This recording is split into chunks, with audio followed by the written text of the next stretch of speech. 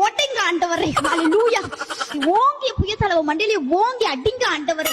இயேசுவின் இரத்தத்தை தெளிக்கிறேன் ஆண்டவரே. அவளை கட்டி ஜெபிக்கிறேன், முட்டி ஜெபிக்கிறேன் ஆண்டவரே. அவளுடைய இரத்தத்தை தெளிக்கிறேன் இயேசுவின் நாமத்தினாலே. ஹalleluya ஆண்டவரே. என் ஜெபத்தை கேட்டதற்காக நன்றி ஆண்டவரே. ஆண்டவரே இயேசுவின் நாமத்தினாலே ஜெபிக்கிறேன். ஆமென். நீங்க ஊழியம் பண்றீங்களா இல்ல அட்டூழியம் பண்றீங்களா? ஆண்டவரே அரண்டு போன தரணும். ஆண்டவர் அலறி துடித்த நேரம். உண்மையா ஆண்டவர் கூட அப்படிதான் பண்ணிருப்பாரு. ஆண்டவர் அடியால் உண்மையாவே அவங்க உண்மையாக ஜெபம் பண்ணல, சரிங்களா? இந்த மாதிரிலாம் ஜெபிக்கக்கூடாது அப்படின்னு சொல்லிட்டு ஒரு சின்ன ஸ்டேஜ் கான்செப்ட் மாதிரி பண்ணியிருக்காங்க. ஆனால் இது தெரியாமல் சும்மா இதை மட்டும் கட் பண்ணி போட்டு வீடியோ ரீல்ஸ் இந்த மாதிரி போடும்போது எல்லோரும் என்ன நினைப்பாங்க, அவங்க இப்படி தான் ஜெபிக்காங்க போகணும்னு சொல்லி அவங்கள தப்பாக நினைப்பாங்க. ஸோ அதை சொல்லணும்.